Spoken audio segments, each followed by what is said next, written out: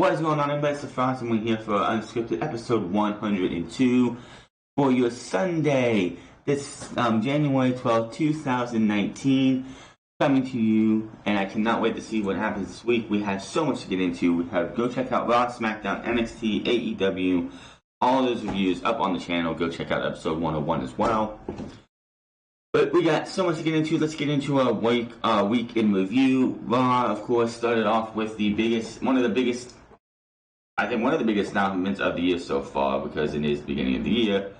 Brock Lesnar, Royal Rumble, no challengers to start the show, or start the year, but he is going to allow everybody, 29 other guys, from Raw, SmackDown, NXT, to come at him and challenge this guy to throw him out of the Rumble.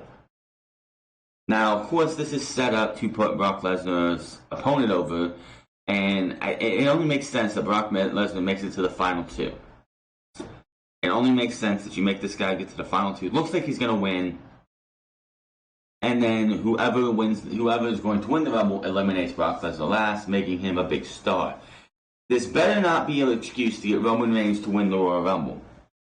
I know if Roman came on Friday and says, "Oh, well, it's my year. I'm going to win the Rumble. I'm going to go to WrestleMania and main event for the 5th time." If that happens, WWE, all that hard work you did from February of 2018 to the end of the year, getting this guy loved by the fans, is going to be washed away. But it's funny how Heyman said, this is unprecedented. But he's going to be the WWE champion entering the Rumble, but not just entering the Rumble, entering it first. Didn't Roman do that in 2014? 15, I'm sorry. Not 15, but 16. Roman won the title at Survivor Series, lost it straight to Sheamus right then and there, 5 minutes and 12 seconds. Then won the title back, I believe, the next day or the week after. And then held it till the Royal Rumble because he had to defend the title because the Authority just wanted to make everything terrible for him and get us to actually feel sympathy for Roman Reigns. That didn't happen. And the fact that they're saying that, I guess it's unprecedented that the WWE champion would volunteer, I guess, but it just makes no sense why. Like, oh, well, he's going to get in the Royal Rumble, but he's going to be in it first. I have no idea. That just makes no sense at all. Maybe Mysterio vs. Andrade gets very personal, and they look like they're going towards a match versus title. Because what happened is you have this match going on. They're having a pretty damn good match because, of course, it's Rey Mysterio and Andrade. I would not expect these two to go out there and give me a horrible match, and they did not. So they're having this match. Rey Mysterio is out there, and Andrade takes Rey Mysterio and tosses him backwards. Tosses him backwards as if... Oh, not tosses him backwards. Yeah, like Zelina Vega was on Andrade I can't remember what she was. He tosses her backwards onto Rey Mysterio, who's right behind him. And it looked like... Oh wait, no, I'm sorry. He did. No, I'm getting this right. Hold on. Rey Mysterio went for a Hurricane Rana on Andrade, that's right. Vega was behind him. He tosses Rey Mysterio onto Vega, who's on behind him, knocking her over, making Rey Mysterio forget about the match. Like, it looked like he watching somebody die or something outside. Like that, him falling on top of her would kill her. And Andrade picks him up, throws him into the steel steps, throws him back to the ring, looks to go for the hammerlock, which would have been smart to make it look like that was going to be the finish. But John Cone, who was the referee, stops the hammerlock, wants to check on Rey Mysterio, who eventually rolls out of the ring, gets on, falls to his knees, is like, "Oh God, I can't believe I hurt this person. Oh my God!" And he turns around, gets back to the ring, hammerlock DDT, 1, 2, 3. I thought that was going to be the worst finish of the week that we had. What we're going to talk about in a second was much worse, but that is neither here nor there. So, after the match, Andrade goes against Vega up, then gets back in the ring, pulls off the mask from Rey Mysterio. Looks like we're going to go towards a hair versus mask or title versus mask match. We'll get into that in a bit, what WWE's plans really are. But later in the night, to even have this teased even more, Andrade is being interviewed, laughs about hanging as he crossed the line, speaks in Spanish, and the next thing you know, an unmasked Rey Mysterio comes in the camera view without like his head to the camera, like his head, the back of his head being shown, beating the piss out of Andrade. It looked like this guy was shooting on him. That's how it sounded. It sounded like he was shooting on Andrade. Gets his mask, and then he starts kicking the shit out of him until personnel finally pull him off. You figured, again, hair versus mask or mask versus title. I mean, where else would you go with this? Again, when we get into the news, we get to the ratings, we'll talk about what WWE's actual plans are, because why would you go and make it look like you're advertising a mask versus hair or a mask versus title match and not actually do it? And of course, to the shock of everybody, the Big Show returned on Monday Night Raw. The last time we saw the Big Show was the end of 2018, when it was the Big Show helping The Bar beat the New Day for the SmackDown Tag Team titles. And then he was hanging out with The Bar for about a month before The Bar kicked him to the curb. And then he's been gone. We haven't seen him on Monday Night Raw since Braun Strowman threw him through that cage in about 2017? Yeah, I think about 2017. Yeah. It's been a while since we've seen the Big Slow on TV. So he joined the match between Kevin Owens, Samoa Joe versus the Messiah and his cronies, the AOP. Seth Rollins and the Authors of Pain. Match was okay, big DQ. It's going to lead to the first ever WWE fist fight. I don't know what this is. You had Kevin Owens putting out tweets wondering what the hell the rules are. Samoa Joe asking why are there any rules in the first place. It's a fist fight. Can someone tell me what the hell a fist fight match is? What the fuck? Is it just a no disqualification match where you just beat the hell out of each other with only using your fist? I don't know. This just feels like it's going to be a terrible idea. But hey, they're going with it, so they have to swing with it. My AEW, the most disappointing episode of the shows that they had. Yes, the final segment was fucking awesome, but it's just, and MJF is great. Sammy Guevara is awesome as well. You have a couple other things going on, but that title match, you can't do that. And I'm just gonna say this right now: if Brandi Rhodes did not have Cody's last name right now, she is not a real Rhodes. I don't care if she's married to Cody, she is not a real Rhodes. Because if she was a real Rhodes, she would not be trying to bury the entire women's division. She'd be wanting to help people get better, but she's not. Doing what she did on Wednesday was more damaging to the women's division of AEW than anything else. The Nightmare Collective, of course, what it seems like is supposed to be helping is to build sympathy for the babyfaces to help them overcome this powerful force between Brandi, Awesome Kong, and Mel, and now Dr. Luther. But it's not working.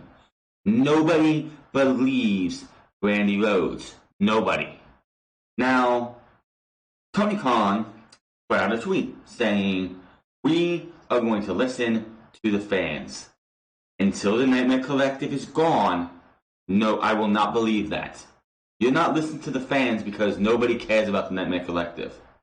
Now, when it comes to Dr. Luther, here's something that I've noticed, is that outside of Wardlow and Jake Hager, all the debuts of these people are terrible. The Dark Order was awful. The Butcher, the Blade, and the Bunny, awful. Dr. Luther, terrible. They don't want to be WWE, but they keep doing WWE things.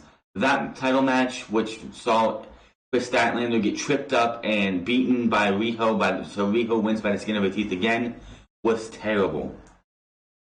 Now, when it comes to these cold debuts, That is trying to do what WWE does when it comes to Raw and SmackDown, having a NXT superstar show up unannounced, unpromoted, every time. Like Shayna Baszler.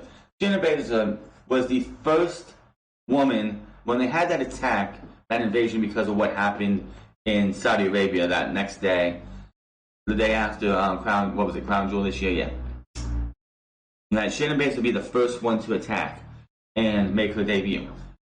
The difference between doing a cold debut in WWE and a cold debut in AEW is that WWE has NXT. These superstars are coming from NXT. Most of them. 99% of the time. I mean, yes, John Morrison we knew was coming back. But it's like you could have Tommaso Ciampa make his debut tomorrow on Raw. And people know who he is because we have NXT. You can't just have a cold debut for somebody like a Dr. Luther. Who the fuck is Dr. Luther? A Japanese deathmatch wrestler from the 90s when he was relevant. Or the Butcher and the Blade and the Bunny. Who the hell are they? You know what's making it even worse?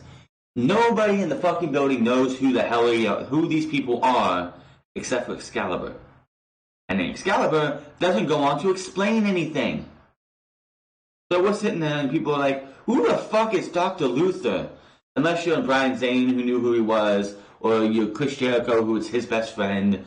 Like, if you have commentary sitting there and they're like, who the fuck is, like, you have people like, who the hell is this guy? Well, who the hell are these people? And Excalibur's like, oh, I know who it is because I'm the Mike Tenay of this generation. I know everything. Here's an idea. I don't care if Excalibur knows who it is, but feign ignorance. Pretend like you don't know who it is. Then we go to the next week and you have us explain. Or instead of doing cold debuts, give us fucking video packages. Wardlow, it wasn't as bad for Wardlow because we had at least 2 video packages showing this guy was coming. We didn't know how he was going to be coming. We didn't know if he was going to be paired with somebody. We didn't know if he was going to be a dominant force who was just going to take out everybody in AEW. We didn't have any of that. But at least we knew, hey, Wardlow is coming. Yes, the video packages were like 2 months apart, but still, there were 2 video packages. Didn't know who the hell the Dark Order is. Still don't know who the Dark Order is. The Nightmare Collective, we still don't know what the fuck Brandi Rhodes is doing with this terrible script.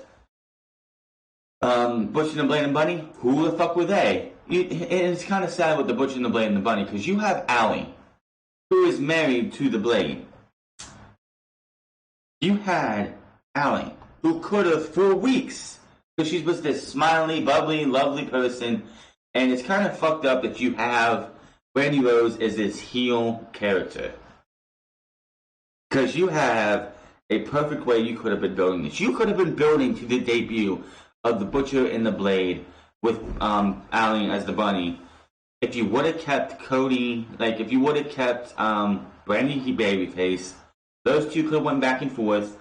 You would have you could have had Allie, who was the babyface, as Randy wanted to play the heel. You could have had it turned around and had Allie go from her bubbly, happy, good side to this move to the dark side and introduce the Butcher and the Blade over time instead of just boom, they're here and boom, Allie's a heel. Even though 2 weeks ago she was being interviewed by Tony Schiavone and saying she wanted to take over this entire women's division. But no, they botch every single one of these. I put it out there, and I feel this is the thing. AEW needs to get their shit together. AEW needs to take the book away from whoever's booking the women's division. Kenny Omega should not be allowed to touch a book, should not be allowed near around the women's division. The only reason Riho is in charge is that she's either fucking Kenny Omega, dating Kenny Omega, or something, because there's no other fucking reason that this woman is the AEW World Champion. Women's World Champion. She cannot fucking wrestle she's not a good enough wrestler to be champion. Everything she does is not believable. Having a woman like Hikaru Shida who goes out there every single night and carries, like that fatal 4-way last week, was carried by Hikaru Shida. And the fact that you had, the match was fine. The finish sucks because you had Riho just out of nowhere win the match, even though she hardly did anything in the match. Her moveset is atrocious. Nothing she does is believable. Sorry about that. That was an alarm that went off. But the entire women's division of AEW is going to be until the Nightmare Collective is gone. This women's division is hopeless. Until Riho is no longer women's champion and never to be women's champion again, this company will never have a women's division. You have women like Kris Statlander, who in 3 matches has shown that this women's division could be the best women's division out there, and shown that she is ahead of everybody else minus Hikaru Shida and maybe a Bea Priestley if they would actually use Bea Priestley.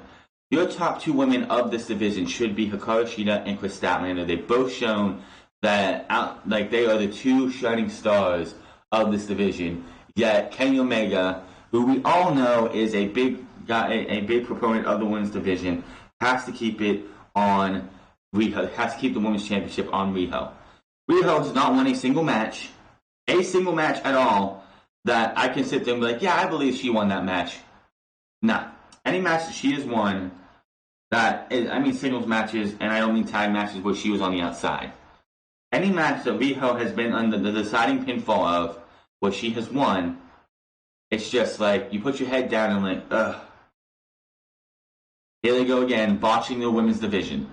There's a reason the women's division is a crush. There's 2 reasons. The Nightmare Collective, which still, we don't know its motivations, and we don't know what the whole idea behind the cutting of the women's hair. Which, by the way, on Tuesday's Dark, that you had Awesome Kong beat, I can't remember the woman's name, but she beat another talent, and they didn't cut the woman's hair. So was her hair not good enough? Give us a fucking explanation. You act like you're this fucking force to be reckoned with, but we don't know your fucking motivation. That's one of the problems with the Nightmare Collective. Brandi Rhodes is not believable as a heel. Brandi Rhodes is awful as a heel. And Riho, as the women's champion, is killing this division. And this isn't like the men's, where we could have this person hold on to the title, and we have other things that the guys can do. You only have 1 championship for the women's, and I never want to hear them talk about winning a tag team championship for the women, because the women they'll never be in a state for the women's division in AEW as long as Brandi Rhodes is able to do anything, or Riho is in the championship title picture. This women's division will never get to where it could be. Honestly, the fact that Riho won the title was a travesty for this women's division. I already knew it was immediately. She's hardly ever there. I don't give a shit. It's like, oh, she goes to Stardom. She has matches in Stardom. I don't care. You don't have to be there every single week, but 5 weeks in a row you're not there? 5 weeks in a row you're off doing something else in Japan? Give me a fucking break. Even Jericho, who is in his 50s and an AEW World Champion, you figured this guy, he's a big star, we're only going to see him once or twice a month. No, this guy has been on almost every episode of TNT. And quite honestly, he doesn't have to be. If Jericho wanted to not be at Bash at the Beach this coming Wednesday, that's fine. We shouldn't see Jericho until the Rock and Wrestling Major, which I'm sure we will sweep. I'm pretty sure that's how it's going to be, because I know Proud and Powerful and Jericho take on the Jurassic Express at the AEW the Jericho Cruise Rock and Major at Sea. But it's just you're not there. But we went from Full Gear in November to the end of December before we saw Riho again. That's pathetic. That's another reason why she shouldn't be AEW Women's Champion. The title looks like shit. Here's how bad the AEW Women's Championship is. I see more value in the 24/7 championship from WWE than I do that AEW Women's Championship. That Women's Championship has zero value because you put it on a champion who is not believable. Nobody should ever get behind. The AEW Women's Championship, the women's division is in shambles. Brandi Rhodes is burying people left and right, cutting the legs off of everybody. People are like, oh, well, Chris Statlander is an alien. She doesn't know any better. She's gonna make mistakes. No, motherfuckers. You don't have that match end the way it does. If they do something like that in the match between Jon Moxley and Chris Jericho, people are going to go absolutely berserk because Jon Moxley should be your next AEW World Champion. The fact that Chris Statlander got attacked on the outside, where's the fucking referee when there's no fucking way this fucking dumbass referee, again, burying your referees, should be taking 10 fucking minutes to check on to see if Riho is okay. What he should do is go over, do his little, whatever it is, where they, squeeze the body part to find out if they're okay. As soon as that happens, walk the fuck back into the ring, see what the hell's going on with the Nightmare Collective and Chris Statlander, and call it disqualification. But, I forgot. DQs don't matter in AEW because TQs don't exist. That's something else AEW needs to get their fucking head straight. You have a professional wrestling company, but you don't have DQs or countouts established. I don't give a shit what happens. We need a match ending in a double disqualification. Or, not a double disqualification, I'm sorry, a double countout. Get these things established. There are too many fucking times you're burying your referees again and again when we see stupid shit like we did with the Nightmare Collective and having Brandi's group distract or beat up on Chris Statlander multiple fucking times and wondering, where the fuck is the referee? Why the hell isn't that a disqualification? Over and over again.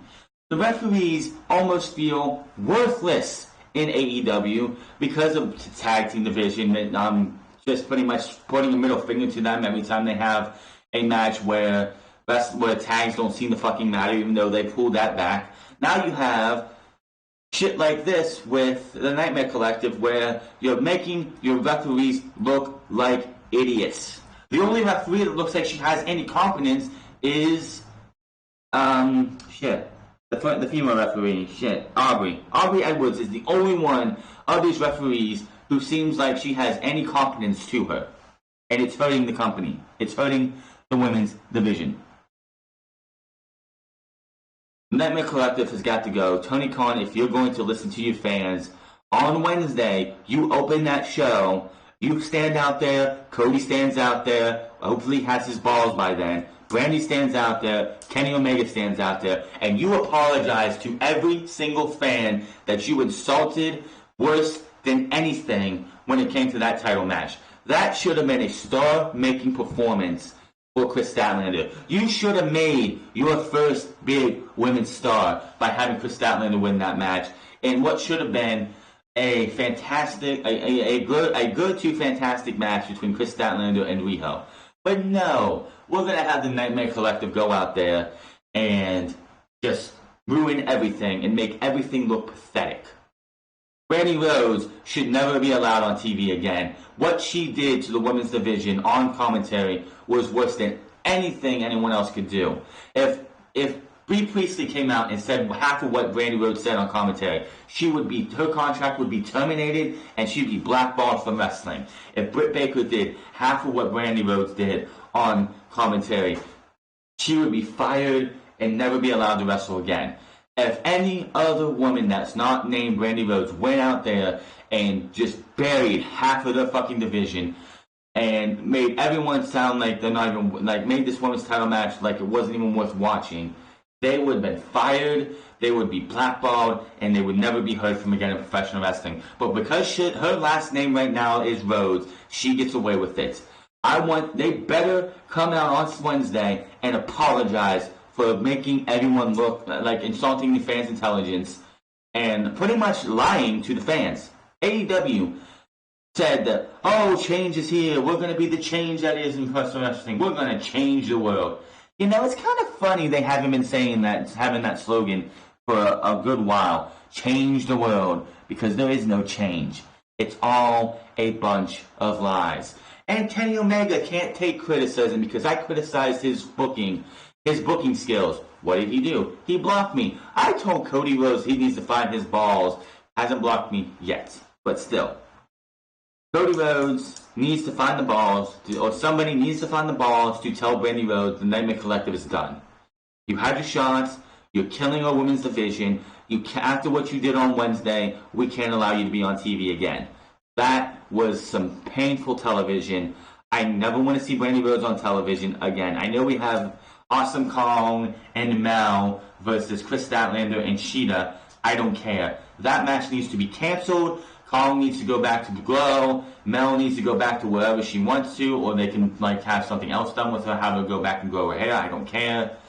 Dr. Luther can go do something else. Maybe he could be the Exalted One for the Dark Order. Probably would be a better idea for him anyway. The Nightmare Collective has got to go before this women's division is so damaged that everybody looks at the women's division and just goes, it doesn't matter because Riho's going to be champion forever and Brandi Rhodes is just going to ruin everything. It's getting to that point where nobody's going to...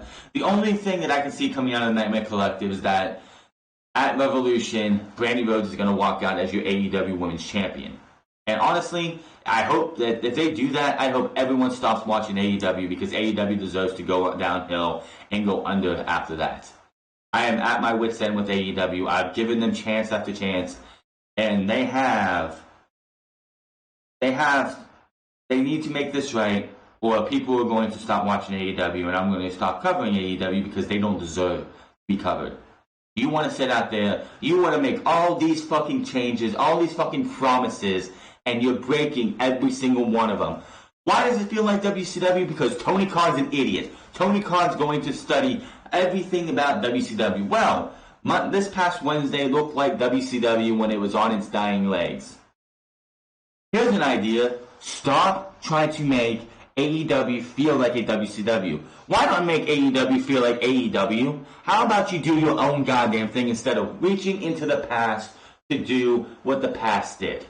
How about that? How about do something that is you, something that is new? Don't sit there and try and recycle shit that's been done over and over and over again to nauseum.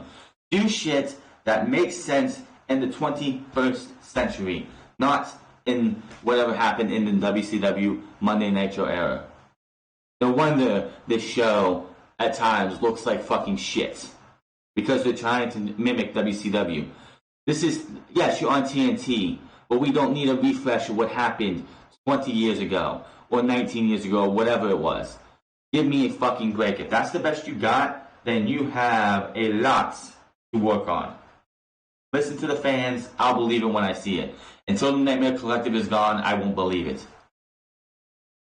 Before that happened, we had Kenny Omega and Hangman Page taking on the Private Party, winning the match.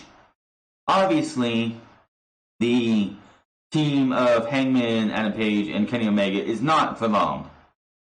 Of course, this coming Wednesday, it's going to be Private Party. Not Private Party. It's Kenny Omega and Hangman Page versus the Young Bucks versus Pride and Powerful. And I can't remember if it's Private Party or not, but it's going to be a 4-way match, and the winner takes on SCU, probably at Revolution. So either A, that match is going to see Kenny Omega and Hangman Page win to go to face off against SCU, or that is when the heel turn is going to be. So I think that's going to be Kenny Omega and Hangman Page winning. So when we get to the title match, Hangman turns on Omega. It's obviously going to happen. Hangman still looks like indifferent to the Elite. He doesn't want to be a part of the Elite. He's been trying to get away from the Elite, but for whatever reason, the powers that be have want to put him and Kenny Omega in this situation. So it would not surprise me if that happens. Of course, after the match, Michael Nakazawa was taken out by Pac, who is going to be taking on Darby Allin this Wednesday. I fully expect the match, like if Hangman Page and Kenny Omega win and go on to face SCU, and it's not a Revolution, it's on an episode of TNT. I could see Pac getting into Kenny Omega's head and attacking and costing them the tag team titles, which leads to Paige finally snapping and going after Kenny Omega. I have no idea, but it's going to be interesting what happens. I see Kenny Omega. See, now we have a problem because the obvious answer for Revolution is Kenny Omega versus Hangman Page because it's what it feels like where they're going. But they're still having Kenny Omega and Pac hung up because of the rubber match. Do I see this match happening? Yes, of course it's going to, but when, I have no idea. So, there's a little bit of a conundrum here because will we have that rubber match before Revolution, or will we have that rubber match at Revolution and they're going to hold off on the Hangman heel turn? This one I'm definitely not a loss for. It's going to be interesting to see what happens. Hopefully AEW doesn't fuck up anymore before I lose interest and others lose interest. And then the best part of the show, Jon Moxley and Chris Jericho. Now, we'll talk about the ratings in a minute because it's really surprising, especially after that Nightmare Collective bullshit, the fact that AEW is as strong as they did. But this segment was fantastic. You have the Inner Circle minus Proud and Powerful in the ring with some bubbly, red carpet table. Moxley comes out, but has a jacket on. You can't see if he has a shirt underneath or not. So obviously they're teasing he's going to be in the Inner Circle. He said he comes out and he says he doesn't want anything. He doesn't want anything from Chris Jericho because he can't be bought. He came here to AEW to be destructive and to run through everything. So his answer was yes. So he takes the jacket off and he has a t-shirt. He's playing this shit all up. Of course, he said he didn't want anything because he knew that he doesn't want to be bought. But after about 4 minutes or 5 minutes of this whole celebration thing, he's like, Chris, you owe me a little bit of something. And he's taking his hands and just swinging his hand back and forth like he has keys, like, jingling keys. And of course, Jericho, like an idiot, takes the keys and says, it's yours, Moxley, here you go. It's registered and everything in your name. Spoiler alert, it's not actually. This is actually, I believe, Shad Khan's for GTS. That's what they're using. Which, in this whole entire thing, it must be nice to have a billionaire backing you who has one of these cars. So, yeah. But in the end, Jon Moxley, with the car in his hands, in his name, in his registered in his name and everything, says, you know what? I was just kidding. I would never join the Inner Circle. It's a stupid group with a stupid name. You have nothing I want, because, of course, I have the car, motherfucker. Except for, and he points at the title, that smashed his bottle over his head, hits the Death Rider, hits a Death Rider on Sammy Guevara, gets out of the ring before Jake Hager gets in there, takes his shirt off, throws it at the open space in the crowd as he's in the crowd. And that's how the show went off the air. It's fucking good stuff. Also, honorable mention on this show, Lucha Bros versus the Rhodes Brothers. Fantastic match. Best match of the night, obviously. But, yes, Moxley. Now, the whole entire joining the Inner Circle thing could have went two ways, especially if they had a little bit longer time. If they would have been, this would have happened in December, I could have seen Jon Moxley joining the Inner Circle for now. But not being there for long because he goes out there and he destroys the Inner Circle from the inside out, causing friction between Proud and Powerful and the Inner Circle, having Sammy Guevara turn, having the entire Inner Circle destroy each other from the inside. So it came down to Moxley and Jericho one-on-one at Revolution. But they didn't go that route. I didn't think they were going to. It was a stretch, but I love what they did. This was actually, again, this stuff right here. It has been proven in the hourlies that Jericho is one of the most watched segments on AEW. So anyone wondering why Jericho is the AEW World Champion still, or was, or is, and why he was given the first championship reign for the men, he gets the most views. He gets retention, audience retention, and audience goes up when it comes to a Jericho segment. It's been shown in hourlies. when AEW had like one of its first losses to NXT, they lost every single segment except for Chris Jericho's. They actually had a bump in viewership when Jericho was on TV. So there's a reason Jericho is still part of AEW, is a part of AEW and is the world champion, is because he draws ratings when not everyone else is there yet. Moxley probably too.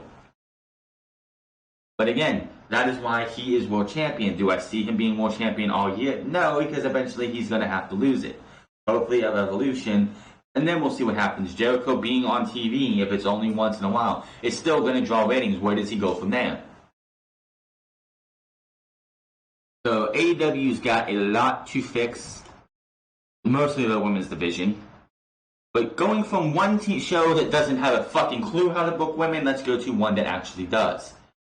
The NXT show, which is happening at the same exact time, Toni Storm makes her, I think she was a Full Sail debut. I don't remember her being there outside of the Mae Young Classic, and I mean her NXT Full Sail debut, winning a match between her and Rhea Ripley. As you know, Rhea Ripley was the first ever NXT UK Women's Champion. Toni Storm beat her for that title at last year's Blackpool, and then beat her again in the rematch. So that match is made official for Worlds Collide. Of course, tonight, or here in a few hours, like tonight, or today, is NXT TakeOver UK Blackpool 2, which is going to see Kaylee Ray take on Piper Niven and Toni Storm in a triple threat match. If Toni Storm was to win the NXT Women's UK Women's Championship, she will take it in the Worlds Collide in a champion versus champion match with Toni Storm, hoping to come out and become Toni Two Belts. This led to a 6-woman tag match between Toni Storm, Rhea Ripley, and Candice LeRae versus Bianca Belair, Io Shirai, who seems to be very unhappy apparently, and most likely probably wants to go back to Japan, get married to Evil, and going back to do what she wants to do. And of course, Kaylee Ray, who was also there. So they had a good 6-woman tag match, and I can't say anything else about it. They had a hell of a match, but it just shows that these women, all 6 of them, Io Shirai is supposed to be a heel and is still being treated as a babyface. I don't know what they're going to do with her. Apparently they want to move her to the main roster to keep her. I know I talked about this, I believe, last week. But she seems to be very, very unhappy, and they want to try and keep her from going to Stardom, which is understandable, because why the hell would you want her to go back to Stardom? But I don't think Io Shirai is going to last in WWE, because I think she wants to go back home.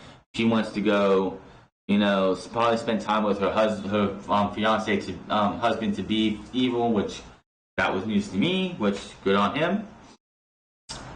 And just get away from WWE. Maybe she's not happy. Maybe she's homesick. Maybe she wants to go back to Japan. I don't know. But yeah, 6-woman tag match, hell of a match between these 6 women. And Toni Storm versus Rhea Ripley should be a hell of a match at Worlds Collide. Also next week will be a battle royal to determine the number 1 contender for Portland. So NXT getting their way up to the next level when it comes to the next NXT TakeOver. Now, as we know, this week was the start of the Dusty Road Tag Team Classic. We had Dallas versus the Undisputed Era. We had the Forgotten Sons versus Imperium, which Imperium won, and of course the Undisputed Era won. It's UK versus NXT. Now, next week, next week, this coming Wednesday is going to be interesting. For the first time in about 3 years, Time Splitters are going to reunite on TV, as Kushida is in this match, not in this match, but in this tournament, and he had a question mark. Who is his partner? Well, the only person that makes sense is Alex Shelley. And yes, Alex Shelley is going to be making his NXT Full Sail debut. He made his debut on Thursday, On Thursday, I believe it is. The Time Splitters reunited, and he is now a part of NXT. I am happy to see that. Now, after this year's up and everything goes right as it is, if Alex Shelley's still part of NXT next year, could we get a Motion and Machine Guns run in the Dusty Rhodes Tag Team Classic? I think that would be fantastic. I think that would be awesome. Chris Sabin has worked for the has guest coached for the Performance Center, so seeing him come to NXT just for a Dusty Rhodes Tag Team Classic run would be awesome. And then Keith Lee wins an awesome Fatal 4-Way. To determine who is going to face Roderick Strong in 2 weeks' time. Obviously, that means that Roderick Strong, or whoever is going to be the North American champion, is going to be having a different challenger at Revolution. NXT TakeOver Portland, unless there is some kind of fuck finish that leads to these two mixing up again at TakeOver Portland. Should be interesting and should be fun. SmackDown. John Morrison, who should have made his debut at the return at the Royal Rumble. They already botched that. He's now on SmackDown, teaming with The Miz, getting these guys some exposure, getting this guy some, I guess, much needed time, but I would have rather him make his return at the Royal Rumble. His in-ring return will be next week as he takes on Big E. Not a big fan of this. Something that I think, again, should have been waited till the Royal Rumble. What difference of John Morrison does it make for him to be at the in Monday Night Raw? I mean, SmackDown right now. What makes it worth having if you're going to have him go out there and just do nothing pretty much? This could have been so much better. This just felt like it was forced. This just felt like they wasted their time. John Morrison coming back, and you already know he doesn't feel like he's gonna matter. So John Morrison makes the return. Feels like they botched it already. Instead of waiting for the Royal Rumble like they should have, let's have him come back 2 weeks before the Rumble, and then next week on, I believe, the Go Home Show. No, not the Go Home Show. No, next week's not the Go Home Show. No, yeah, it is. Okay, never mind. It is, yeah. No, I'm sorry. Wrong. 2 weeks. We have 2 weeks. Yeah, 2 weeks from tonight. Yeah, 2 weeks from tonight is going to be at the Royal Rumble. That's where he should have made his debut. And a surprise, we don't know when he's going to be at. Could have been number 2. Could have been number 4. Could have been number 30. John Morrison make his return 2 weeks beforehand, I honestly think was a bad move. Rambling Rabbit came on, made his presence known as Daniel Bryan was being interviewed. He said, "The Fiend is beatable. I know the secrets because I'm here in the Firefly Funhouse, and I know the secrets, and I'm going to tell you, and this is how you do it." And of course, the glove hand happened, and Rambling Rabbit again died, as he is going to every single time we see it. I don't know where they're going with the Fiend, but it's going to be interesting to see where they get this. Daniel Bryan versus the Fiend it was finally shown that this comes back from the 2015 episode of Monday Night Raw, episodes of Monday Night Raw in January, when Daniel Bryan joined the Wyatt family and then turned on the Wyatt family, and that is exactly where everyone thought it was going. So good on them to finally show that this was the whole reason the Fiend attacked Daniel Bryan. So good on them.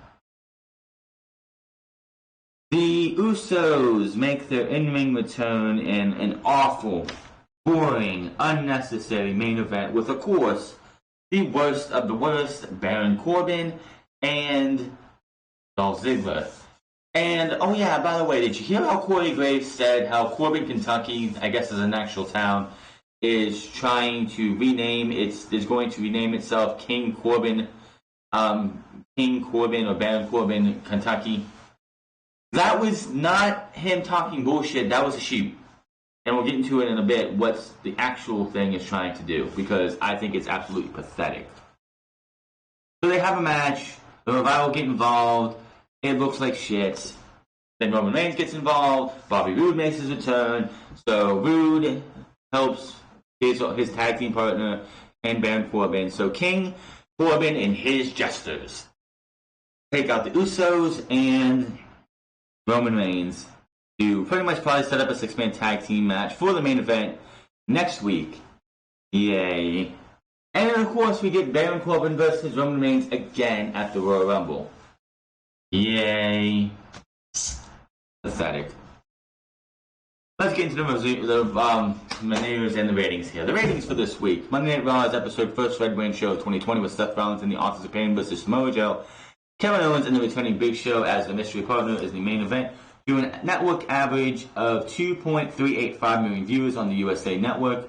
This is down 2.2% from last week's 2.439, which is the final episode of 2019, which featured that awful segment at the end, which we're not going to get into. This week's show, the first hour, drew 2.550, which is up from last week, as it usually does. They dropped to 2.409, which of course is down from last week, as usual.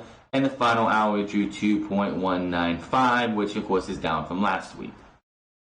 Monday Night Raw is going to be fluctuating from here on out because it's just WWE can't build any exciting television. I still find it funny how somebody tried to defend last week's episode of Monday Night Raw in that awful segment. It's like they had the biggest ratings since September. What is done in what starts in September and ends in December? Oh, I don't know. The Monday Night Football season's over. People are fucking stupid. So Monday Night Raw did a drop as usual. I expect them to fluctuate back and forth depending on what we get. People can say, "Oh, look, the ratings went down. The wedding, blah blah blah. The wedding this." I'm like, "Fuck off, people." The wedding had a slight uptick for the ratings. The wedding was not the reason that the ratings were where they were. The reason the ratings were where they were is because this is January. That was December. That was the end of December. This is January. That was the first week of no Monday Night Football. Of course, it was going to be up. Anybody who thinks that the WWE Raw was not going to be up in the 2.4 area at this time, you're an idiot. When we get to next year, and when we get to the end of this year, it's going to be probably less than that as they continue to tumble down because less and less fans are tuning in. And AEW has nothing to do with that either. This, though, Wednesday's anniversary of AEW on TNT drew 947,000 viewers, topping the 721,000 viewers garnered by NXT on the USA Network by 31%. AEW ranked number 6 in cable for the top 150, while NXT ranked 55. AEW ranked 36 in viewership, while NXT ranked 45. Last week's episode of TNT drew 967,000 viewers and ranked 13 in cable and 40 in viewership, so it's only down 2% against a live episode of NXT. Last week's tape special edition of NXT drew 548,000 viewers and ranked 66 in cable and 48 in viewership. AEW drew a 3.36 rating in the 18 to 49 demo, beating a 0.19 while that NXT drew in the same demo by the 89% this week. Last week's show also drew a 0.36 while NXT drew a 0.15 in that demo as well. This was the first NXT episode live of 2020, headlined by the beginning of the Dusty Rhodes Tag Team Classic and a fatal 4-way main event to crown a new number 1 contender to the North American champion, Roderick Strong, won by Keith Lee. AEW episode was the big anniversary edition. So the Jeopardy, and here's the thing. Here's what's also hurting AEW is that Jeopardy on ABC, they're doing a Jeopardy special called The Greatest of All Time. They've done Tuesday, Wednesday, Thursday of this past week. Of course, Wednesday being the second one. And that isn't over yet, so I know I've seen most of them. Ken Jennings has got 2, Brad's got 0, and James Holzhauer, I think, whatever the fuck his name is, has 1 win. If we go to Tuesday and Ken wins that next game, he wins. If not, then they're going to go to another game on Wednesday in which ratings will be affected again.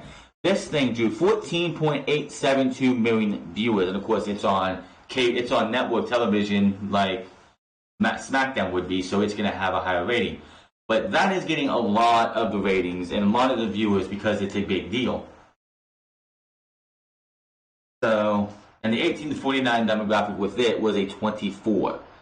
That's huge. That's why all your 18 to 49 is. Yes, NXT. I'm going to keep saying this because no one seems to want to ever believe this. Wednesday, for whatever reason, is a death knell for wrestling. Right? NXT, why do you think when WCW had Thunder on Wednesdays, Thunder became terrible. Became terrible in ratings. When Impact Wrestling was on Spike TV and they were thrown on Wednesdays, the ratings went from where they were at to half, if not lower. For whatever reason, Monday and Tuesday are fine. We've been conditioned by WWE.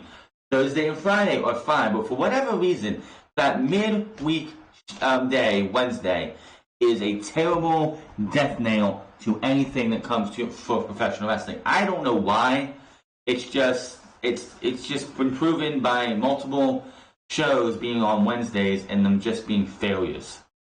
Impact Wrestling, when they were thrown on Wednesdays, which was I think the last slot they were on Spike TV, was a disaster in ratings. Yes, they were declining, but they went from a 1 point something to 500,000 viewers from Thursday to Wednesdays, and it was just not good for them. But it was great to see that AEW is on top. NXT, I don't know why. And the only reason NXT is down so much is because you don't have to watch it on Wednesdays. If you have the network, NXT's on there the next day. This isn't Monday Night Raw. This isn't SmackDown where you have a live episode and then you have to wait 30 days or 28 to 30 days later for SmackDown to be on the network, or Raw, same thing. The Raw, like Monday Night Raw, is going to be on USA Network tomorrow. It's the 13th. You will not be able to watch that episode of Monday Night Raw on the WWE Network till February 13th. When it comes to a NXT, you're going to be able to watch that the very next day. So why am I going to go out there and watch AEW?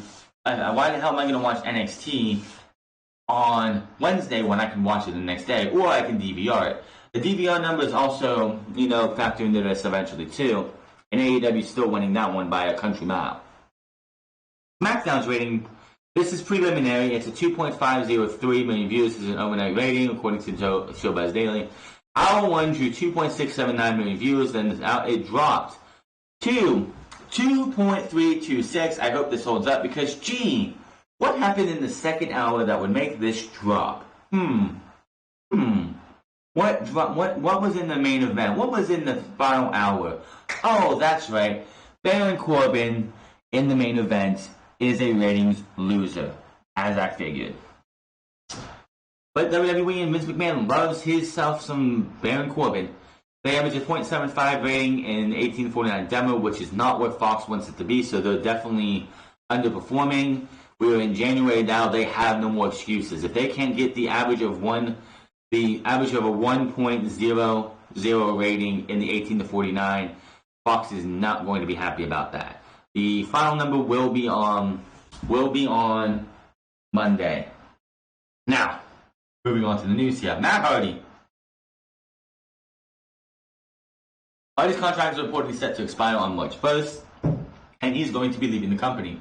Jeff will be a little bit later, because quite honestly, he's out with time. He's out with an injury, and then of course his DUI. WWE has put that onto his contract, so he'll be there for at least another 3 or 4 months.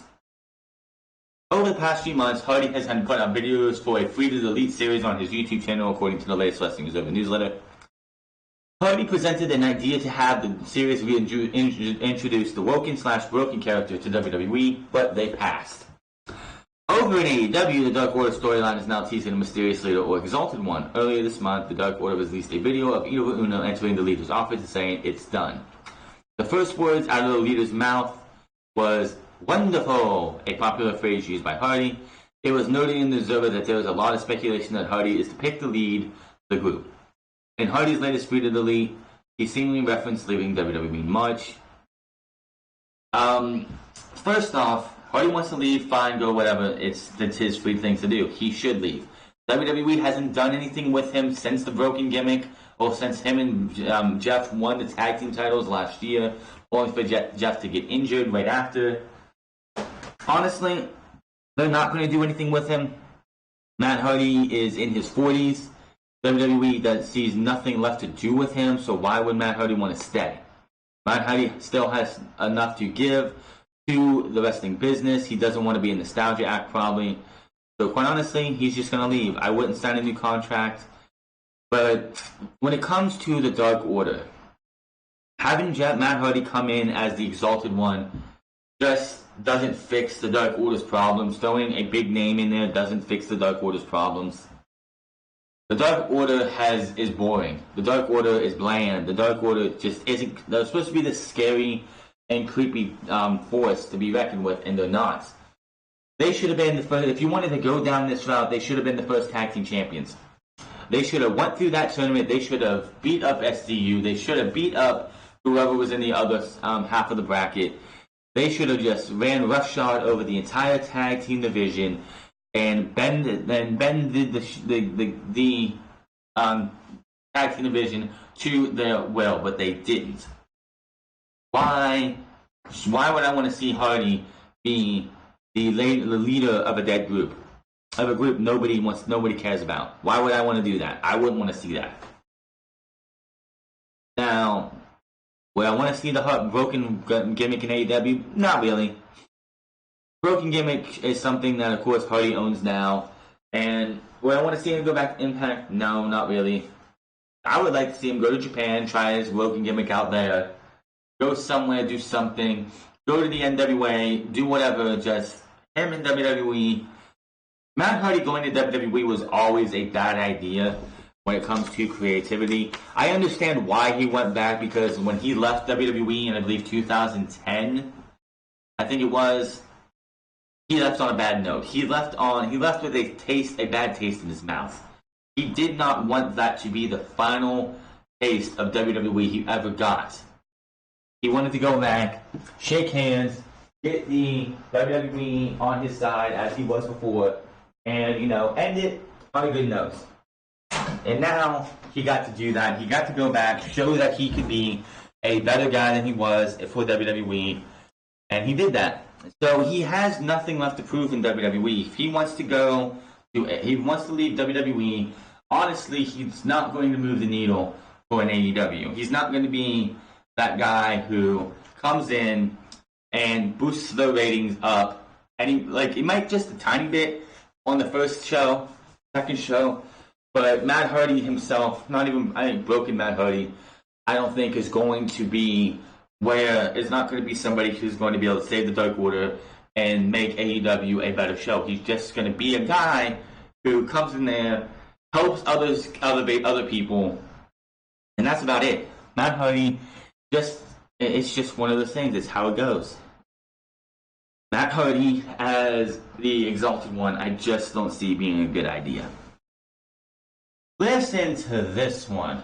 But again, before we get to the next one, Matt Hardy wants to leave, then just leave. Don't re-sign with WWE because they don't have anything to you to offer.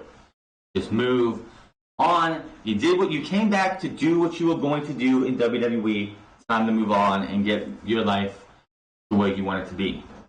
Now, WWE is looking to do something huge to push King Corbin's gimmick. WWE officials want to rename the city of Corbin, Kentucky to King Corbin, Kentucky. WKYT in Kentucky reports that WWE has kicked off a grassroots campaign to have the city renamed for the 2019 King of the Ring winner to promote Sunday's non-televised Super Show live event at the Corbin Arena.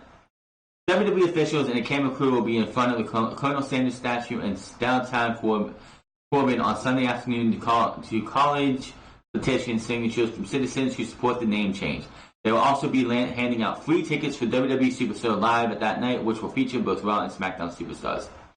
This Corbin, Kentucky live event was originally scheduled to take place on Monday, May 6th, but it was postponed that same week until Thursday, October 17, 2019. It was then announced in September that event was delayed again for some unknown reason.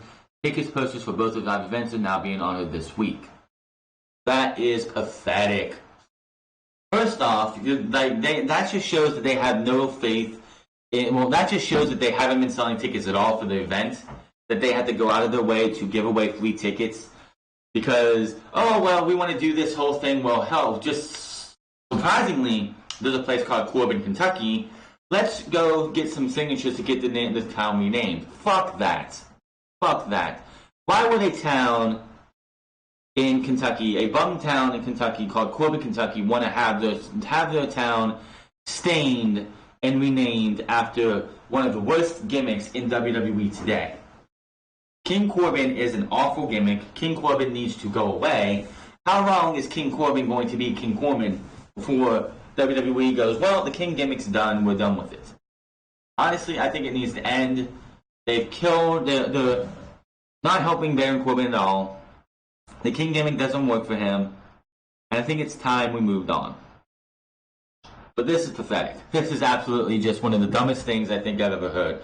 I'm not surprised by it because this is something as low as WWE would do, is to go out there and try and have somebody have, like, this would be something, and and I guarantee you, if they get this to happen, they have camera crews there so they can, film it all, have the mayor come out and be like, I by decree, King Corbin, we are now King Corbin, Kentucky. Fuck that. Just fuck that. Just shelve it. Enough of this. Who's going to fucking care after about a week? No, this is just stupid. Plans for Rey Mysterio. The United States Champion Andrade defeating Rey Mysterio for the title at Madison Square Garden last month had been the plan all along. It was not a last-minute decision. Oh, I don't buy that.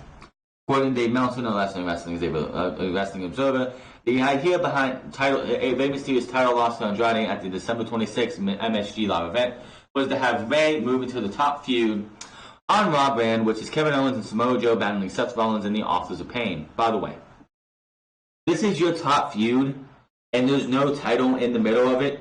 There's something wrong there. The fact that Brock Lesnar is your World Heavyweight Champion and it is not even in the top feud on the brand just shows you how bad the fucking creativity is. Andrade is set to move into a program with a new top babyface. He was originally slated to feud with Humberto Carrillo, which is why Carrillo defeated Andrade twice in December. While that was the plan several weeks back, then the WWE NXT Invasion angle led to several creative changes that resulted in AJ Styles and the OC earning multiple wins in a row over Carrillo, causing him to lose some steam. It's unknown who Andrade will feud with next. There is really nobody else. What have they done with Ricochet? Nothing. What have they done with Humberto Carrillo? Nothing. They have nobody else really to challenge for Andrade's United States Championship at this time, who's not in the top feud. I mean, yeah, if we could have Samoa Joe or Kevin Owens taking on Andrade, I think both of those give you fantastic matches against Andrade. Ricochet doesn't have any steam to his push right now. Carrillo, same thing. So I don't know who they would have go up against them. There's no other top babyface. I find it funny how they say top babyface. There is no top babyface outside of Kevin Owens, Samoa Joe, and Rey Mysterio. Maybe a Drew McIntyre who's babyface now. I don't have a clue. It just I don't know. This week's Raw saw Big Show return for his first match in more than a year to help Joe and Owens battle Rollins. Ackerman was out of the feud. We'll continue with a fist fight, 6-man on next week's Raw. Next week's Raw will also see the Mysterio vs. Andrade feud continue after Andrade removed Rey's mask. There's no word yet on how long Big Show's around for the Raw main event storyline when Rey will be moving into a spot with Joe and Owens, if that is still the plan. Honestly, I don't think that's the plan anymore, because if it was, I don't think you would have had Big Show come back. I don't think you would have had the way you had that match on Monday Night Raw end between Andrade and Rey Mysterio. I think you would have just had a clean finish, and that would have been it. Not that bullshit that you had happen. I think the plan's changed and goes back to Rey Mysterio and Andrade continuing the feud going into the Royal Rumble and to probably WrestleMania, which would be bad, because that's way too long. But update on this as well is there's no plans for Rey Mysterio and the United States Champion Andrade to do a mask versus title match. As we saw on Raw, Andrade ripped Rey's mask off after Zelina Vega was knocked down at ringside during Rey vs. Andrade title match. Rey later attacked Andrade backstage, setting up another match between the two on Raw. The mask angle on Monday's Raw led to more rumors of a speculation of WWE building a title versus mask. But it is not the case. So what's the point? Why are you going to have Andrade take the mask off and then have Rey Mysterio beat the shit out of him only to not put it in, not have it booked for the show? Why would you do this? Why would you waste our time with a mask versus like a teaser, a mask versus title, and not even have those plans? Who knows what's going to happen with Andrade versus Rey Mysterio, but we'll find out on Monday. So why would you even have Andrade take the mask off of Rey Mysterio if there's not a plan for a mask versus title? Which, if it's mask versus title, obviously Rey Mysterio is winning that match. That's the problem. This is the one problem they have for Rey Mysterio and doing a match with wages, which I don't know what the actual name of the Spanish word is, the Spanish name is. But why? This is the problem with doing it, is that you're not going to have Rey Mysterio lose his mask. So any mask versus matches that he does, obviously Rey Mysterio is going to win. So I think that's why they don't want to do it, is because they don't. First it was going to be mask versus hair, but they didn't want Andrade to shave his head. And now it's mask versus title, and then they don't want Andrade to lose the title right now because he just won it. So I think you end this feud now, and if you want to do mask versus title, you save it for WrestleMania. Don't have these guys wrestle again till WrestleMania, and don't pick up the feud again until after Elimination Chamber, which is in March this year, and we go from there. I'd say if we want to do mask versus title, you have it happen at WrestleMania. Rey Mysterio, of course, winning over Andrade because he's not losing his mask, and that's how I would do it. Oh boy, this one's a little fucked up. The latest edition of Wrestling Observer newsletter, David Meltzer reports that he and Japanese wrestler historian Fumi Saito were interviewed for an international pro wrestling documentary while Meltzer was in Tokyo for the New Japan's Wrestle Kingdom 14. The crew doing the interviews for the documentary also interviewed people from WWE and will reportedly pass claims against AEW by people in WWE before the interview.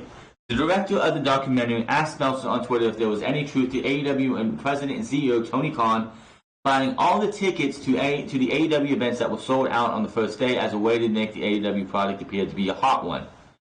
The story of Khan reportedly came from people in WWE who explained to the documentary crew that the fast ticket sale and early sellouts were AEW buying up all the tickets. This is pathetic on WWE's end. Not surprising though. The Observer notes that this is actually a story propagated from within the group of WWE talents, who are told to WWE talents from within the company. The story is not true. The first several AEW shows in October sold out quickly. Since then, the shows have mostly been selling well, although this past Wednesday only drew 3,100, the lowest to date for the promotion. They were in Memphis. They were in lower Memphis or the lower Memphis area. They weren't going to sell out. See, what people don't understand is that a place like where they were at this past Wednesday, a small area is not going to a small crowd, a dead area like lower Memphis where they were at this past Wednesday, is not going to sell well. Miami should sell out way better than they do in Memphis because it's a hot crowd, it's a livelier crowd. It should be a lot better. But being 3,100, that's just what you're going to have to deal with. But this is kind of stupid. Yes, these sold out legitimately. Why? It was a hot product in October. The first few weeks were hot products. We didn't know what the shows were going to be like. We didn't know how well or how good or how bad the shows were going to be. And the fact that they were not that well just shows you that that was what the product was at the time. Yes, the shows aren't selling as well as they were now because they're going to parts of states that aren't going to be selling well. I don't care. AEW could have been their first episode of TNT in a place in Memphis or lower Mississippi, around Mississippi or wherever they were at. And it would not. This show probably would not have sold as well as it would in a place like Los Angeles or Washington D.C. or LA, or New York or Chicago. Those places are going to sell well because they're bigger cities and bigger parts of states. Where they were at was in a really small town, probably, in bumfuck wherever in Mississippi. Who the fuck knows where it's at? WWE doesn't go there unless it's a house show. So you expect AEW to sell out? No, not at all. So anybody surprised that AEW is not selling out everywhere? And people are like, oh, but people said AEW was this hot product. Why aren't they selling out? Because it has nothing to do with how good AEW's product is. It's just the lay of the land. AEW is not going to sell out everywhere. WWE is not going to sell out everywhere. Concerts don't sell out everywhere. It's just the way things go. If they go when they're in Miami for Bash at the Beach, that one should sell out a little bit better because they're in Miami. When they go to Cleveland, and they're going to Cleveland, it should sell out better than they would if they went to like Canton or Akron because it's a bigger city. Just people want to sit there and try and give AEW is going to kill themselves on air than they are when it comes to selling themselves.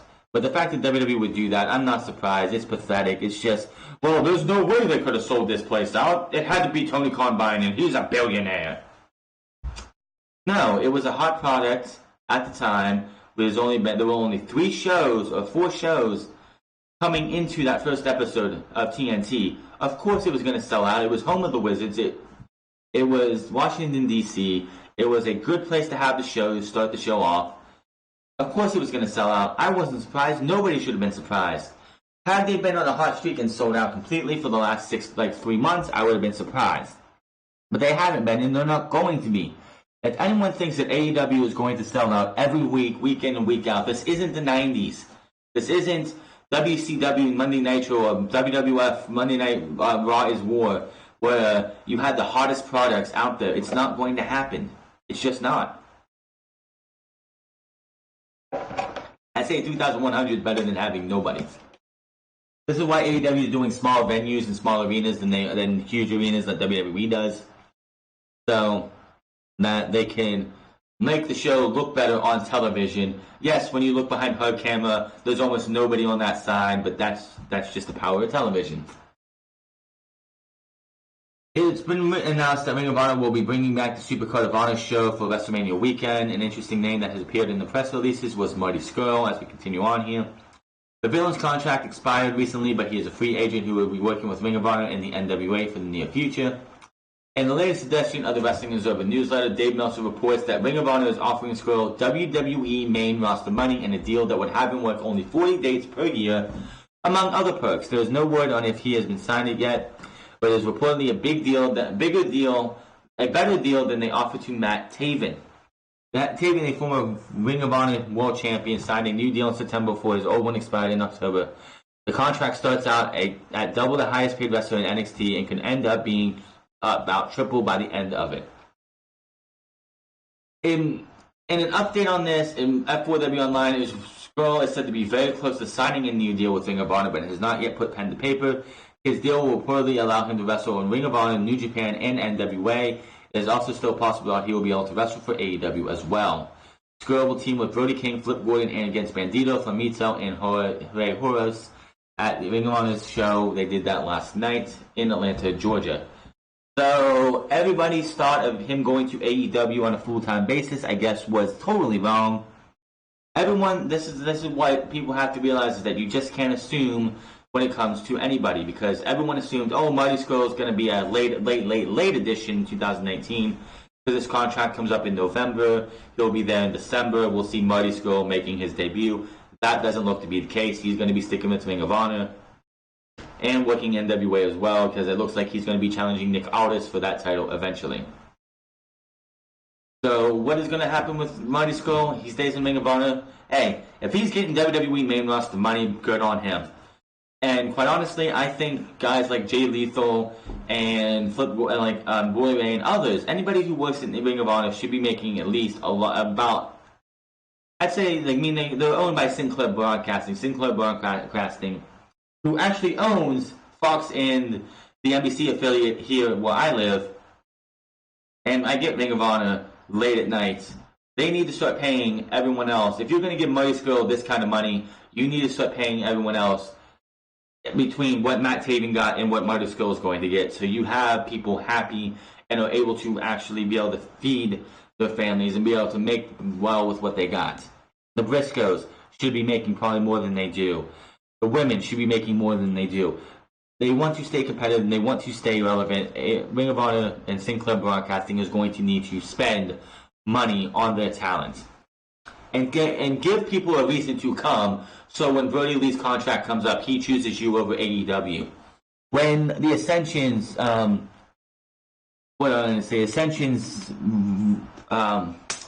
compete clauses up, they say Conor and Victor, if they want to, they go to Ring of Honor over AEW or over a New Japan or over MLW or over anywhere else. Just saying. Same thing with anybody else who leaves or anybody else who is a name who wants to go somewhere not WWE. Give these guys a reason why they want to come work for Ring of Honor. Moving on here, could Edge be making a royal return? A source speaking with WrestleZone recently said Edge will make his in-ring return and can expect him to see an entrance in the 2020 Men's Royal Rumble match. No other details were shared about it, if this is a one-off appearance or if we could see him return for more. The source noted Edge is in the Royal match as a lock and that he's currently tagged as a very early entrant in the match. The radio superstar had denied he was returning to the ring because of course he would. Why would Edge go out of his way like, yeah, I'm going to be in the Royal Rumble match, I'm coming back? That would be stupid. Edge knows better than that. Most recently tweeting he is still not returning after a report attributed to PW Insider said Edge had been in Pittsburgh for WWE business, which led to speculation he was working on getting cleared. Later, PW Insider Mike Johnson reported Edge signed a new deal with the company as a pretty nice upside and believed it wasn't just a Legends deal to do promos, adding to believe there was more smoke to the fire when it came to seeing Edge back in the ring. Edge has been retired from in-ring competition since 2011 due to cervical spine stenosis, but has made sporadic appearances at WWE over the years, including when he speared Elias in this SummerSlam. Edge later spoke about that segment on August episode of Pod of Awesomeness and said he feels good enough where he thinks he could have a match tomorrow. He wanted to explain that WWE claiming him would obviously be a hurdle, but said his physical acting work in the past 8 years led to him believe he was healthy enough for one more match. Honestly, in my opinion, that one more match should be the Royal Rumble, and that is it. If he comes back to the Rumble, fine, big nostalgia pop. That is it. I have no interest in seeing Edge in a feud. I have no interest in seeing Edge in a storyline to lead to WrestleMania. I have no interest in Edge being in a big, huge, hyped-up match for WrestleMania. I just don't want to see it because one bad move, I don't care how well his body is feeling, one bad bump, he is paralyzed for the rest of his life. I don't give a shit. He wants to have a run in the Rumble, be out there for about a few minutes, fine, whatever. Gets eliminated, good for him. Welcome back, Edge. Thank you for coming. Go back to working your retire. Go back to working on your podcast or whatever. I don't need to see it outside of the Rumble. He wants to be in the Rumble. He wants to be number 3, number 4, fine. He's going to take one of those back suplexes from Brock Lesnar, if Brock Lesnar is still in the ring, and mess his back up even worse, and then he is paralyzed. I don't want to see that. I don't want to see Edge end up in a wheelchair just for entertainment. He has been out of the ring for 9 years almost, for 8.5 years. I don't need to see him again. He wants to come back for the Rumble, fine, whatever. But that is it. Nothing more, nothing less. Let's leave the wrestling ring and go out to the gridiron as we had the XFL release their rulebook about a week ago.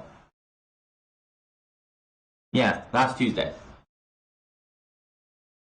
To promote the safety of players and avoid concussions, here are some of the rules that XFL has included for the upcoming season. The kickoffs will start on the 30-yard line with the coverage and blocking teams lining up at the receiving team's 35 and 30-yard line, respectively. Only the kicker and returner can move until the ball is caught or 3 seconds after it hits the ground. A tough strike will be spotted at the 35-yard line. Any ball out of bounds will go to the 45-yard line. The idea is to increase returns and force a lack of touchbacks, which is stupid. Players can't leave the line of scrimmage on punts until after the kick to discourage fair catches and coffin corner kicks. Any kick that goes into the end zone or out of bounds will be marked at the 35-yard line or wherever the ball went out of bounds.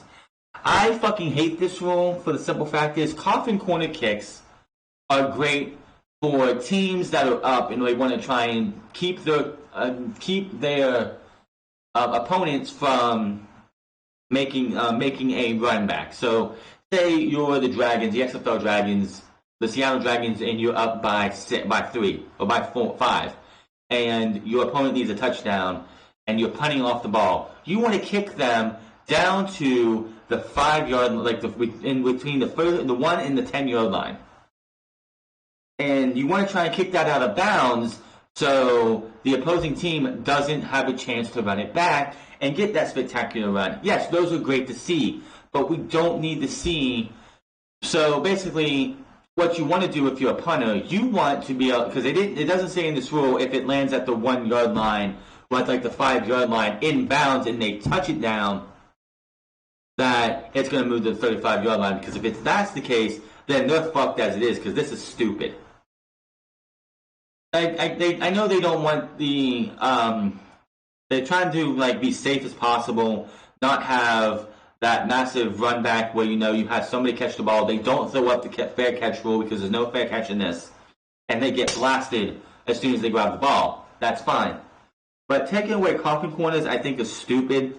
That's also another thing that I hate, because when you have that great quarterback, I know it's the XFL, whatever, but you have that great quarterback moment for a player where they start the ball, they lead their team from the 1 yard line all the way to the end zone for the game-winning touchdown. You're taking that away with this kind of rule that if it's out of bounds past between the 1 and 34 yard line, it's going to be at the 35.